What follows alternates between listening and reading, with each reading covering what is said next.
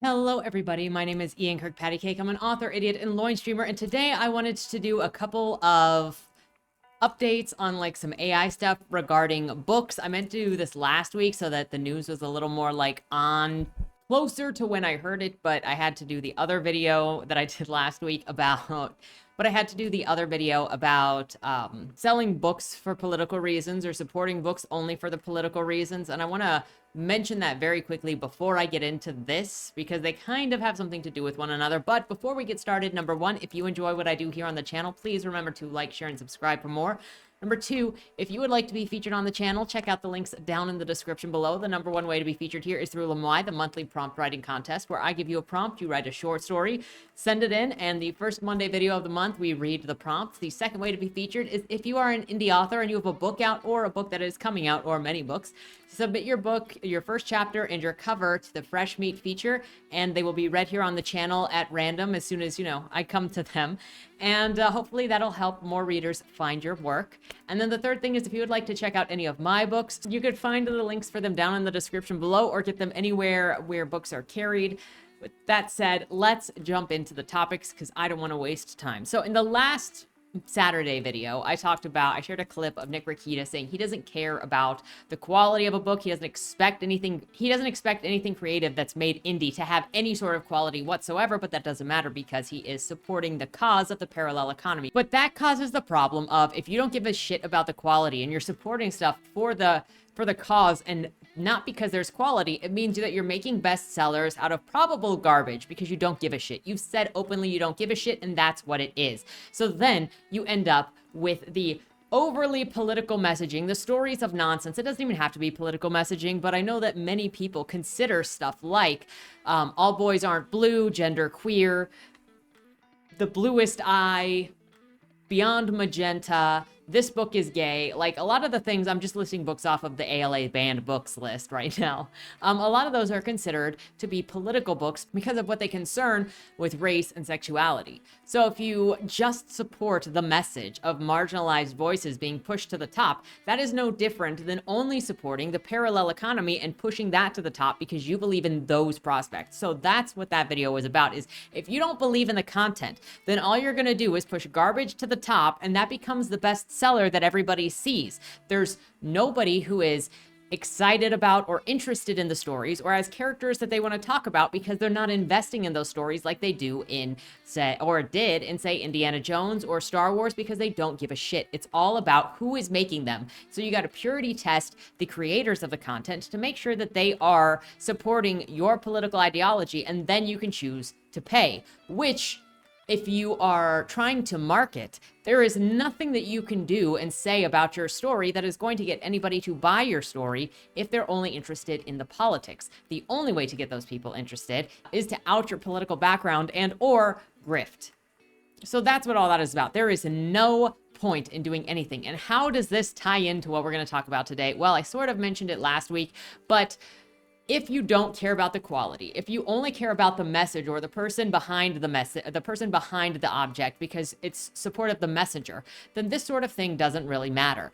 Amazon's ebook charts are full of AI generated spam. If you're only supporting the message, then this sort of stuff makes complete sense because you're going to want to give money to, and you might as well just give donations to the person, but you would end up buying these garbage books because you don't plan to read them. You're never going to know what they are.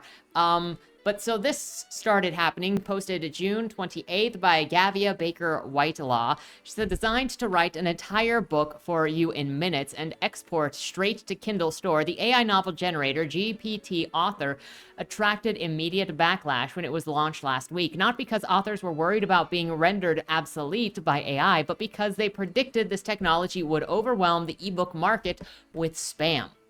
Same thing happening with just supporting stuff for political causes. It looks like that is already happening. ChatGPT ebooks have already been around for a while, but this week several authors raised the alarm about AI-generated content appearing on Kindle's bestseller charts. Many of these ebooks flew under the radar for a couple of months, but inexplicably gained traction in the past few days, sparking accusations of bot farming. Because all that you have to do is you can use the free ISBNs from Kindle, which enrolls it into Kindle Unlimited Unlimited, and then you just have bots turn the page because authors get paid by the page count read or the percentage read, one of the two. So all you need to do is have accounts that continually flip through the pages and you're going to get paid. These AI looking books are easy to spot, featuring bland covers with no relation to the genre at hand and profiles with 0 reviews and minimal plot summaries. For some reason, most are listed under Vietnamese author names, although there is little evidence that these authors are real people. So that's also something to consider. If you're a real author, make sure that you fill out your plot summary / blurb so that it looks legitimate. Don't do like 1 or 2 sentences to say like a girl learns lesson on friendship with talking animals. Earlier this week, the top 100 bestseller for contemporary teen romance included several seemingly AI-generated books. Those titles have since dropped off Kindle Unlimited's bestseller list, but they are still available on the site, ranked between 100 and 300 in the genre. Meanwhile, fake-looking ebooks are still strong in other subcategories like military action fiction, Hispanic American fiction, and short 2-hour reads, while you'll find clusters of spam like this on Kindle Unlimited. And so then you'll see here, they look like. And this doesn't just affect indie, it also affects traditional publishing, because anything listed in the Kindle store is going to be in competition with this. So you will see these books actually on top of the traditional publishers as bestsellers as well. And so then if you're only supporting the cause of trying to show that these things are more popular, well, you're not actually showing anything is more popular. It's just a bot farm that is washing out actual books. Of course, this invites a couple of obvious questions. Who is buying these books, and are they actually readable? Based on the sample excerpts of these ebooks, they're formatted like normal novels with characters, dialogue, and descriptive passages. Many resemble wuxia or zangxia fiction, which is popular in East Asian web novel market. However, the text itself is pretty incoherent, and several books share identical plot summaries. If they're not AI generated, then they're low-quality translations imported en masse with no attempt to package them like normal books. Bearing all the hallmarks of spam content, these ebooks are messing with Kindle ecosystem, and their readers are probably bots. Since they're mostly climbing the charts for free Kindle Unlimited titles, AI books can earn money through subscriber page views rather than outright purchases. This situation marks a real danger to the livelihoods of working authors. If the ebook market is flooded with spam, then it's harder for readers to find real books. It's already messing with Kindle's genre categories, creating even more roadblocks for self-published writers to cultivate audiences and for actual traditional published authors as well. And then you've got the small press authors as well. Quote, "We have clear content guidelines governing which books can be listed for sale and promptly investigated any book when a concern is raised," an Amazon spokesman told the Daily Dot. "We invest heavily in funds, time, and money resources to provide a trustworthy shopping experience and protect customers and authors from abuse." So that's going on. We've also got over here with CNNBC, authors sue OpenAI, allege their books were used to train ChatGPT without their consent. Like we talked about this before with the visual arts when I was doing videos on those a couple of months ago. We knew that this was how these things work. They scrape information and then they kind of just it all together and put it in one thing. It's not anything but a scam. And of course, lazy people are going to rush to it, and people that don't care, people that are con men that just want to make the money before it catches up to them are going to rush to this. 2 authors filed a lawsuit against ChatGPT and OpenAI last week, alleging that their copyrighted books were used to train the company's artificial intelligence chatbot without their consent. Paul Tremblay, author of Cabin at the End of the World, and Mona Awad, author of Bunny and 13 Ways at Looking at a Fat Girl, said ChatGPT generates very accurate summaries of their work according to the complaint. They allege the summaries are only possible if ChatGPT was trained on their books, which would be a violation of copyright law. OpenAI did not immediately respond to CNBC's request for comment. Lawyers for Tremblay and Awad did not immediately respond. ChatGPT automatically generates text based on written prompts in a way that's much more advanced and creative than chatbots of Silicon Valley's past. The technology was developed by San Francisco-based OpenAI, a research company led by Sam Altman and backed by Microsoft. The chatbot is trained on an enormous amount of text data. OpenAI doesn't reveal what precise data was used for the training of ChatGPT. Of course it can't, because then, you're going to look sketchy and then people are going to know who can sue you. But the company said it generally crawled the web, including the use of archived books and Wikipedia. The lawsuit which was filed at San Francisco federal court alleged that much of the material in OpenAI's training data is based on copyrighted materials, including books by Tremblay and Awad. But proving exactly how and where ChatGPT gained this information, as well as whether the authors have suffered financial damages, could be challenging. The complaint references exhibits of the summary that ChatGPT generated, and it notes that the chat gets some things wrong. Awad and Tremblay said that the rest of the summaries are accurate, however, which means ChatGPT retains knowledge of a particular work in a trained dataset. Quote, "At no point did ChatGPT reproduce any of the copyright management information that plaintiffs included with their published works," the complainant said. So again, we're dealing with this situation where the bots, and this happened with the arts, has been happening with the arts, has been happening with the art styles that have been forced into the animation, and the way that the bots have been trained from small artists is they are using, the companies, the corporations are using this as a way to take copyrighted material from authors, from creators, from artists, and then put it in this other form so then they can claim that it is brand new stuff without ever having to pay copyright or rights or licensing for doing anything. They're just going to take what you say and then say it's a brand new thing. And this is just corporations stealing from the little guy again, from guys that are not big enough to defend themselves. And you can see that as well in their own words when they're talking about how they generate AI generated music and how they have to be so careful because the music industry has so much money that they will come after them if there is any sampling whatsoever that is from the record labels. However, individual artists and writers do not have this level of ability to protect or to scour for their content, and so they are easier to pick off and steal from by these corporations. Now, while all of that is pretty negative, and we knew that it was coming, I talked about this before in the things that I actually worried about with ChatGPT when I said, look, I'm not worried about human writers being made obsolete because these computer systems cannot do what humans do, and it's a lazy man's thing, but they can't create that human experience that is art made by a human. There's no way, and they can't be creative. They can only regurgitate what you feed into them, and then they just do the same thing again and again without what makes it human. So I mentioned that because I knew and I said this is going to flood the marketplace and bury real artists. And obviously, aside from the obvious ethical and moral issues. But to end it off, I wanted to share this positive story that actually also shows how you can make a difference. And it's not easy to market. It's never easy to market. And also the hardest way to market or the hardest spot to market it is when you are the artist, because people are going to go, obviously you're trying to sell a product. You want to get people to pay you money so they believe in it less, whatever. And the best way, if you like what somebody does, is to talk about it yourself or to try and share what somebody else is doing. That's why I have the fresh meat feature here, because even though I have the limited time, I have finite time and I have my own reading projects that I want to do or that I am doing, like the ALA, and then I want to get to reading some books of my choice eventually. So I can't read everything, but I'm also not the audience for everything. And so that's why I created the fresh meat feature and other ways to bring different artists in to hopefully share whatever audience I build here that is maybe looking for more creative content and new books and new ideas and people that are invested. Because the best thing that you can do is share somebody else's work and maybe they will be interested in it. So here there was a heartwarming way that debut author's life was changed at a quiet book signing. As Sean Warner sat behind a plastic table waiting patiently to sign books for shoppers passing by, he could not have known that he would become a best-selling author overnight. Mr. Warner tried to write his first adventure story when he was just 4 years old, but only recently been able to turn his attention to full-time writing now that his two children are both in university.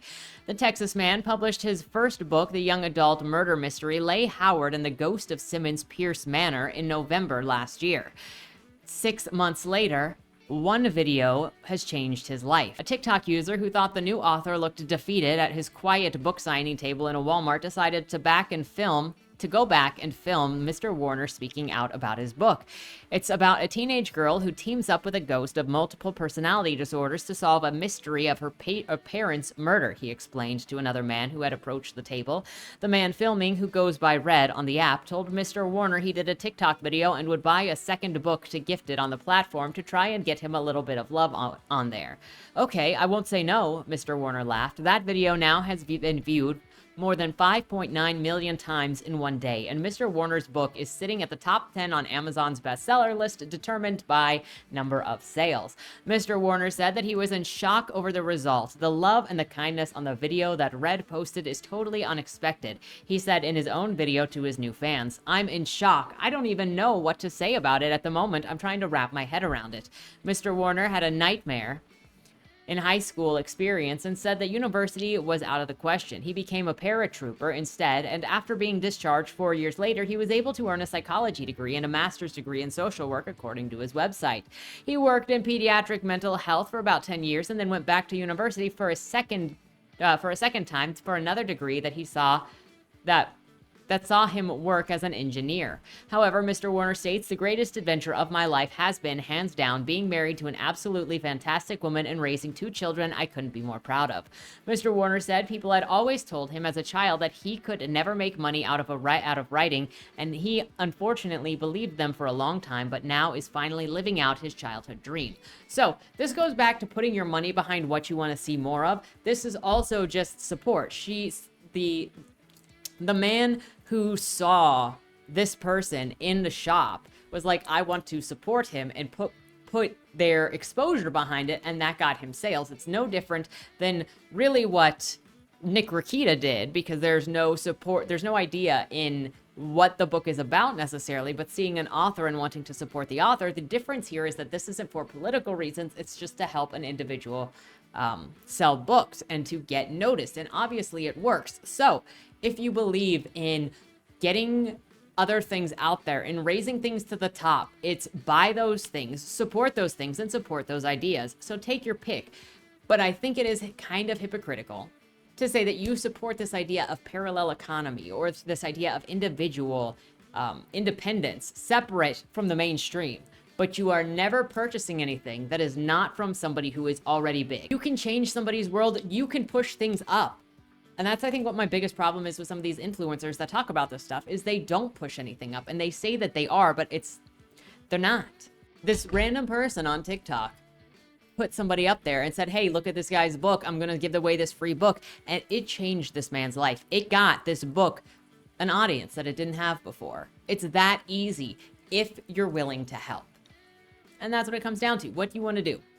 Anyway, I wanted to make a quick video just covering these couple of topics. Let me know your thoughts down in the comments below. Obviously, also a mixed bag, because if you're going into this situation, it's also not that different than just going to a Saturday market and seeing somebody selling their books there and then picking up, or going to a convention and picking up books there and giving that author a chance. But that is still something different than specifically going and saying, I don't give a shit about the book. I am just supporting the object. So I think there's some difference here. I think there's some nuance between just supporting something for the political reasons versus giving an author a chance. But they can also be the same. Give me your thoughts down in the comments below. Thank you on 1, 2, or all 3 of the stories. Looking forward to hearing from you. With that said, thank you so much for watching. Have a great weekend, and don't die. Was that Wayland Cross in the trunk? Do you know, or is that something that's still being figured out? The person in the trunk was not Wayland Cross. Is he in trouble? We don't know who did it, but as the owner of the car, the longer he's missing, the worse it looks for him. Cross isn't a killer. For the last couple of years, the average number of murders in Baltimore has been over 300, and it's been going up. Mind you, that's only whatever the badges count as official murder, and believe me, there are people that don't count when they die. Wayland? If you're down here, tell me. I'm not talking to the badges, I've been looking for you. They found a body in your trunk. Why? Did you do that? To the left, plain black letters read along the wall, You walked in the corridor. once that ends, you chose the dark is on the right. My vision goes blurry, flickers black and black for longer intervals until I can't see anything at all. I'm not screaming anymore, but my voice echoes back to me. Where the hell am I? You're dead, Josephine. Even smart people do stupid shit sometimes, right?